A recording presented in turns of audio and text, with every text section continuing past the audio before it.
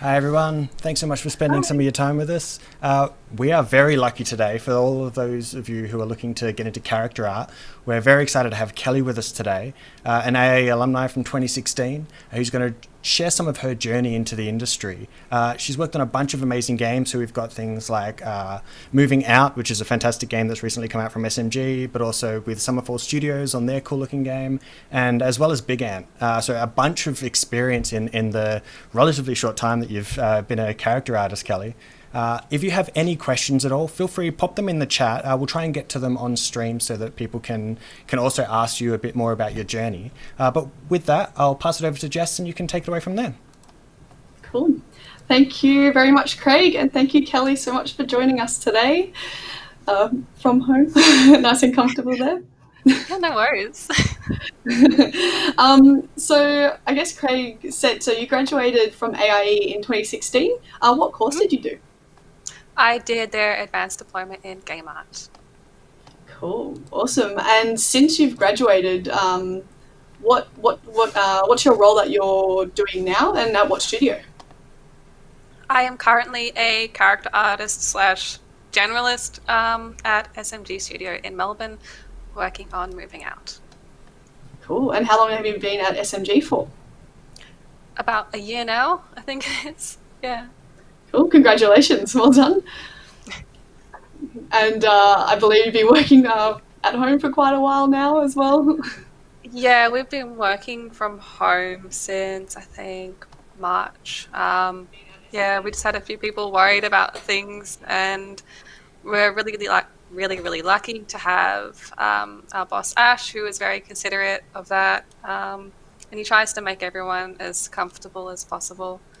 So he made sure we all felt comfortable and started to transition us to work from home as soon as possible. So it wasn't as jarring for us when it was technically forced for people to work from home. Cool, how very nice. And so, besides working at SMG, what other jobs that have you had, and what were your roles at the different studios? So I've worked as a character artist for Big Ant Studios.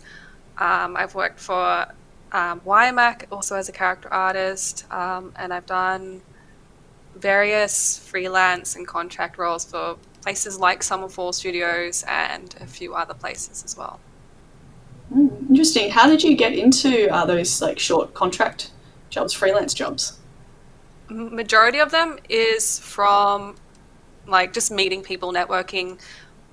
YMAC was technically my first job coming out of graduation. I got that job because I contacted their then art lead, Justin Kirkwood. He came in one day at AIE. He did a talk. I ended up talking with him, sent him a few emails, just kind of started like opening up those chat channels. And then one day they ended up posting, hey, we're looking for contract character artist. And I ended up applying, and Justin remembered me and he brought me in. I was in their studio for a little while. Big Ant, I got in because I knew someone that had gotten the internship the year before. That got my foot in the door. They were able to vouch for me, saying, hey, they're a great person, they're a great artist, you should really consider hiring them. Yeah, a lot of just, I think all of my jobs is just based off of who you know, except for SMG. I didn't know anyone there. That was purely just me applying. But I think all of my other jobs was me knowing someone already there, and they've remembered me and gone, hey, I think you'd be a good fit. You should be applying for this. And that's generally how a lot of jobs, I think, work nowadays. Getting in is just like you know someone there. It's all based on your reputation, kind of thing. Yeah, so networking is super important in this industry, Oh, very important. and that's amazing that you had forget his name come into the AIE campus, so you got to meet that way and got a job Yeah, that way. So that's super cool. yeah. Um, There's a lot of people that come in on campus and they get to know you that way, and it's just like you just make an impression. Then, like keep channels open, and you never know what happens down the road.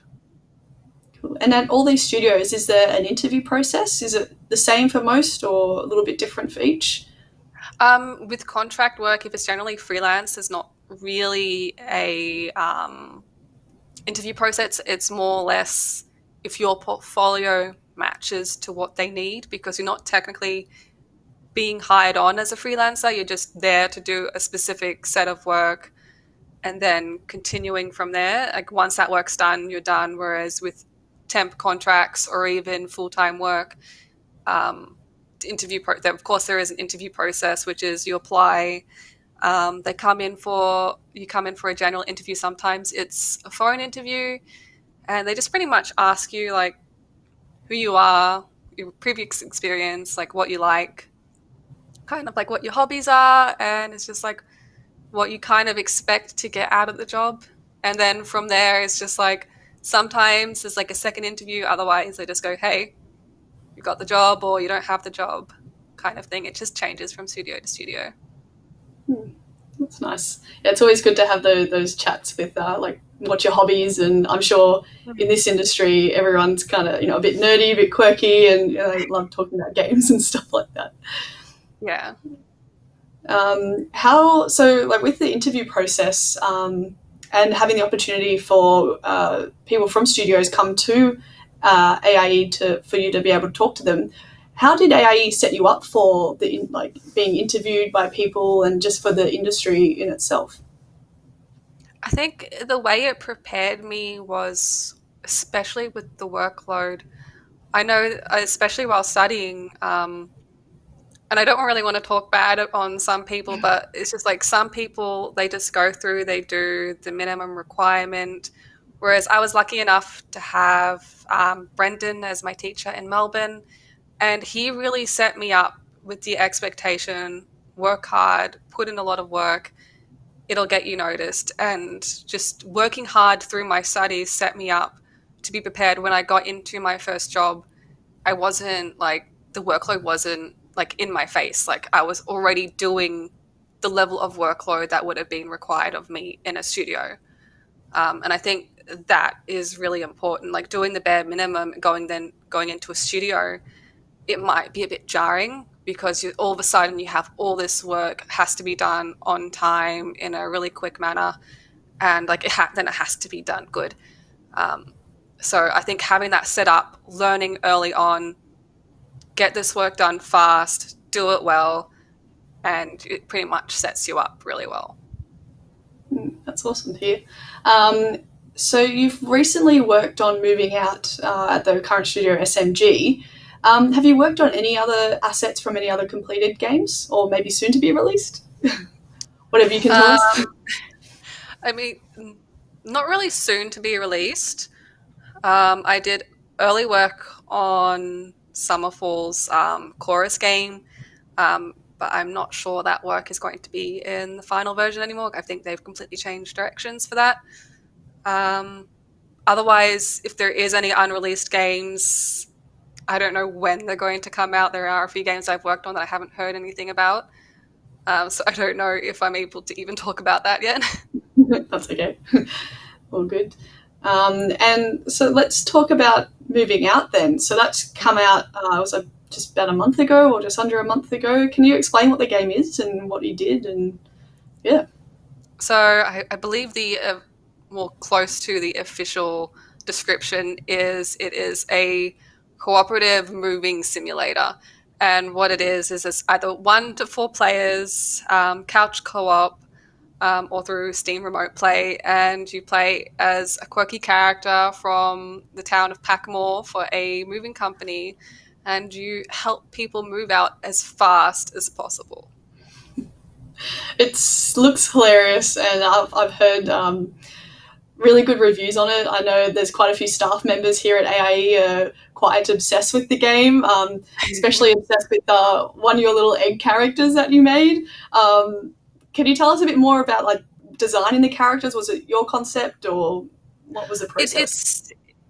Well, just picking a character initially, that was it's like a team brainstorming session. We had a giant list of potential characters, and the main issues we had was trying to narrow it down to what would work like in our style and in our game sense, and like what we thought people would find interesting, like what looked interesting and appealing. So when we narrowed that list down and it came to concepting the characters, it was either our art lead, John, or one of our other artists, Lisa, or myself. We would sit down and we would like brainstorm rough concepts. Then we'd pass it back to our art lead and he'd go, okay, this is a refined concept. And then we'd take it through to like block out and eventually in-game testing, making sure at every stage that it worked, it fit our style, and like it just worked in our little world. That's cool. It's really awesome that you were free to have that huge list. You had to cut it down, and you could really express your creativity with all the different styles. You can see here the egg character that I know the staff members are super happy about.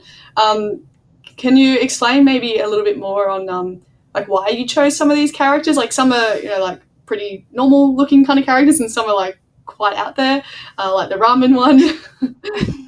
I'm not even sure how ramen was picked, but he was picked. I guess like for the more like generic characters, especially like cat and dog, we just like most of us have pets in the office. I go, oh, we have cats or we have dogs, and I go, we need a cat or a dog character. But for the other characters, like for the more out there ones, like we've got a robot. We kind of just wanted people to be able to express themselves in their own way, however quirky that might be. Like if you like go, oh, I feel like being a TV or I feel like being a unicorn, you can do that. And that's amazing. And can you access all these characters first go, do you know? Or is it like throughout you unlock each of these characters? No, so you start off with 4 characters unlocked, which I believe are the human, the toaster, the chameleon, and the pot plant. And if you own the pre-order DLC, which is the Movers of the Month, I believe it's called, you get an additional 4 to start with. But then other than that, you have to play the levels to unlock the new additional characters. Cool. Sounds super exciting. And these are like, I love these images coming through. They're really, really fun. Are you able to maybe tell us a day in the life of a character artist? And maybe are you able to tell like what programs that you use at SMG for making these characters? Yep. So just start off with the programs. I used to use Maya. Most of the stuff that you see now, it's all made in Maya. Other artists use Max or Blender. It wasn't really restrictive as to what we used. We were really if like we do good in Maya, we use Maya. There was no really restrictions in there. There's no real texturing done. It's all based off of one single texture, and we unwrap and texture it. Well, not texture, but we just unwrap to that specific texture file. So they're all reading from the same file. So outside of Maya, I never really used any other program. But at the moment, we've all kind of transitioned to Blender. So it's been interesting learning that. Outside of the programs of Maya and Unity, Blender kind of mix, my day-to-day would just be every morning we have our team meeting. We discuss what we're going over for the day.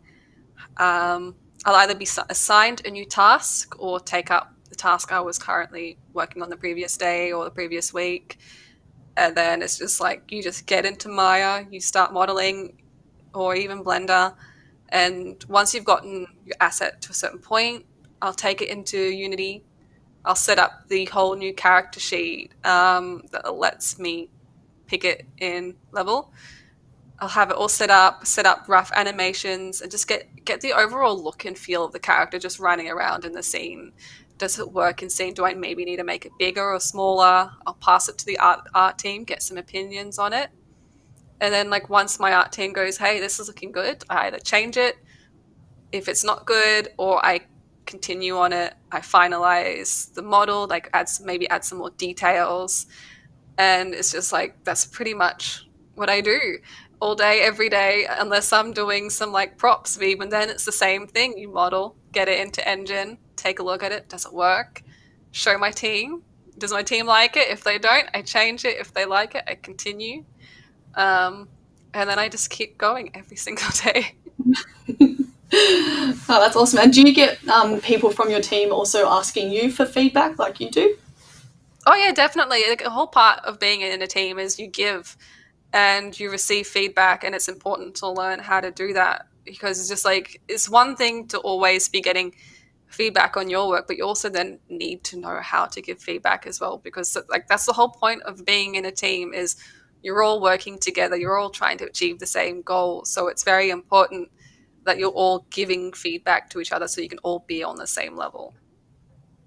And do you have to do any rigging for your characters? Yes, I do have to do rigging. So some of our characters use blend shapes, others use a full rig with a skeleton.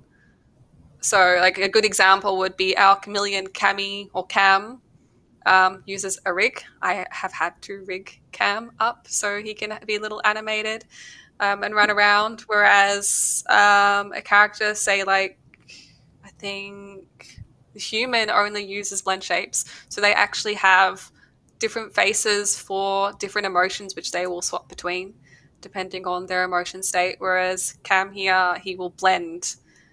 So he has a nice smooth animation every time they make an emotion. Was that something that you liked doing, rigging, when you were at AIE? Or was it something that you kind of were like, oh, I'll just deal with that later? I think rigging is just one of those things, is if you don't know how to do it, you're going to hate it. And I know that's a terrible thing to say, but that was like through my entire class at AIE. No one knew how to do it. Everyone was like weighting parts of the head to the foot. So every time you move the foot, the head would move. Or you'd move the head and the foot would move.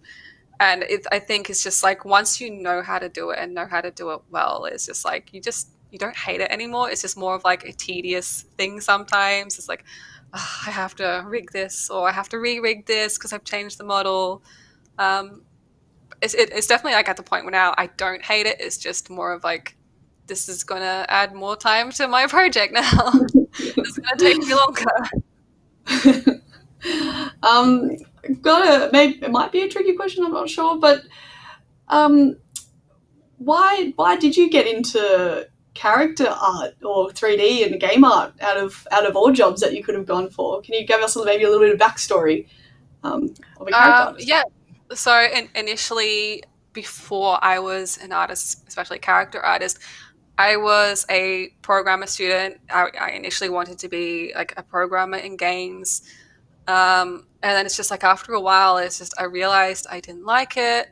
I found AIE, saw their art program, and go, hey, this is really, really cool. This is nice and practical, heavy. I love that.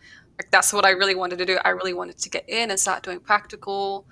And I think at that point, when I was in the stage of like applying, I was like, I want to do characters, because I've always hated environments. It's just like, even as a 2D artist, it's just like, I hate environments, and some people like doing it, some people don't. And I guess that translated into me always just wanting to create a 3D character. And it's just like, that's what I stuck with. Like, I'm trying to unlearn that at the moment, like the hate of environments, and trying to build out environments more. It's not really a good thing to have when you're trying to be more of a generalist sometimes, because it's just like, oh, you're not doing a character today. It's like, okay, I'm doing props. Were you one of those? Oh, we got a question? Yeah, got a few. First of all, just a more of a comment from Luke here, who is really enjoying moving out. So yeah, of course it is, because it's fantastic. Talking about what you love doing, we also have one here that's saying they love drawing, and they didn't ask this question specifically, but because you're kind of talking about it, how do you turn what you love into more of a career? Like, is it a case of just being like, oh, I can't stop doing this, so I might as well channel into that pathway? Or, I mean, kind of. There are some artists that also love doing other things as hobbies. So if you want to turn a hobby into a career, like, you definitely do have to have that love for it. You have to have that dedication. You have to be prepared that sometimes that hobby could be like your worst nightmare thing. You could end up just like hating it, because you're just doing it all day, every day. And sometimes you don't have the time to do it for yourself. So it kind of sometimes feels a bit restricting. But it's very, very important to like, if you love drawing, love doing art, just keep going at it, just keep improving. And it's good if you love doing it. It's really good because you're not going to hate your life every day you're at work. That's always handy. Was there any more questions? One quick one. Actually, this isn't so much as a quick one. We have JC asking, are there many opportunities in Australia for employment? And I guess you, having worked with 3 different studios, how do you find that? I mean, especially in arts, it's a bit difficult because there are so many of us artists out there, but it's not impossible. It's again one of those things you have to work hard because there are so many of us out there. There is a lot of like, I don't really want to say competition, but there is like a lot of other people applying for the same job, and if you want the best chances to get that job, you have to be really good. So it's just like, if you're applying for a internship or a like just junior position, make sure your work is good. Make sure that they see when they look at your portfolio that you have put a lot of work into it, that you're really trying hard to improve, and they'll go, okay, well, we can work with this person. We can see that they're trying to improve, and they will actively try and help you and improve on that. Because that's what I found with my internship at Big Ant. I didn't have the same art style as them, but they saw that I was trying, that I had been putting a lot of work in, and they go, okay, we're going to give you a chance. And I got in and I learned, I listened to what they taught me, and I did it. So it's not impossible for jobs here. There are, of course, a lot more jobs overseas, but then they have the same problem. There are a lot of artists applying to the same job. Sometimes there'll be thousands of people applying, and you just have to learn how to stand above the rest. Awesome. And it's also, as you were saying at the beginning, it's important to network, especially in the Australian scene. Exactly. I think all developers end up knowing each other. It's just like, you know someone that knows someone at this place who knows someone at another place, and it just goes on. We're all linked. Like, the whole industry knows each other here. Yep, definitely would agree on that. I was going to ask a question, what we were talking about before. Were you a drawer? Like your whole life, you've always been drawing characters? Yeah, I picked up my first drawing tablet, I think, when I was in year 7, and I just never put it down since. I've just been drawing and drawing. Of course, like, the way I've been doing it has changed over the years, and I never touched 3D until my first day at AIE. Like, that was the first time I touched 3D, and ever since I've just fallen in love with it. That's awesome. And so just for others watching, to get into AIE, you need a portfolio, and you're coming for an interview. What did you put in for your portfolio? Do you remember? I remember I just put a few character drawings, again, because I didn't really like doing environments, so all my drawings were focused around characters and doing portraits and things like that. And at the time I didn't even know how to make a portfolio, so it was just a zip file with a whole bunch of pictures in it. It wasn't even a proper portfolio. But yeah, well, that's all it was. It's just a bunch of fan art for my favorite games. And yeah, that's what I put in. And when I got in the interviews, it's hey, are you interested in this? And I go, yeah, that's what I love. I love doing that, and I want to do that for a career. And it's okay, that's it. Cool. Yeah. And then you're in, and here you are. Yeah, and I'm in. Here I am. That's amazing. We're coming to the end of our live stream. There's probably just 2 questions left. Is it everything that you wanted it to be? Definitely. It's been amazing so far. It's just when you're starting out, and it's completely different to what you think it's going to be. You sometimes think it's going to be just really difficult, or it's just the people sometimes aren't going to be so great, and then it's just you get into a studio or you meet new people, and it's the greatest thing you've ever done, and it's just you can't imagine ever not meeting those people, and it's just a really great experience overall. Well, that's so lovely. And do you have any words of wisdom to anyone out there looking at getting into character design, or even just general artist or 3D artist in games? I mean, definitely do your homework, and just keep going. Just research what's popular at the moment, where do you want to end up, and try to aim for that. So if you're wanting to work on, say, like COD, because they've actually been recruiting lately, if you want to work on that, look at what they do, aim for that. Look, like, search up like people who work there, who work on the game, and go, this is what I need to aim for, and like just start doing it, practice, and just keep getting better. Get feedback from like teachers if you're at school, and if you're not at school, like there are like heaps of online communities that just really want to help. They want to help people get better. They want people to like join the industry. Like, we want people to join the industry. We want more people. So yeah, just get out there, just practice and get better. That's awesome. Yeah, the community here, or even just around the world, there's so many different like Facebook pages where people just posting work, asking for feedback. I do know, in Australia, there's like the Sydney and Melbourne groups, and Canberra groups, Adelaide, and there's also like San Francisco, and like everyone's just like one big family, really. It's really nice. Awesome. We've come to, unfortunately, the end of our live stream. Thank you so much, Kellie, for joining us this afternoon. Really, really good words from you, and really good understanding about what a character artist does, and also moving out, which looks amazing. Just before we go, got just a bit of information about our upcoming events. I might hand it back to Craig. Thanks, Jess. And as I'm just lining these up quickly, a three-word answer, Kellie. This person would like to know, does character retopo become less mind-numbing? Yes. It does? This is one word, it does, yes. Okay, perfect. Now that we've answered the great mystery of that, if you are more still interested in learning more about this kind of thing, for anyone that's on stream, our next session, which will be next week, is with Madeline James. Madeline is actually working in the simulation space, so she'll be a really good person to listen to and find out how all the same techniques that Kellie uses for making fun games can be applied to actually help training people to work in dangerous scenarios and different areas like that, which is really exciting. But even after that, June 18th, which is a Thursday evening, we'll be having an info session. We'll actually be having these returning to the campus. If you're interested in doing it, we'll be following all the latest guidelines to make sure that everyone stays safe and the proper distance apart. But if you let us know, we can properly prepare the space and make sure that everyone's there. There'll be a bunch of different sessions. If you head onto the website, you can select your area of interest, your campus. If you're in Sydney, Canberra or Adelaide, you'll be able to come to the campus. In Melbourne, we won't be allowing people to come to the campus just yet, but they'll actually be running an online session so that you can make sure you can learn a whole bunch about that. And just because I'm a mic cog, last question.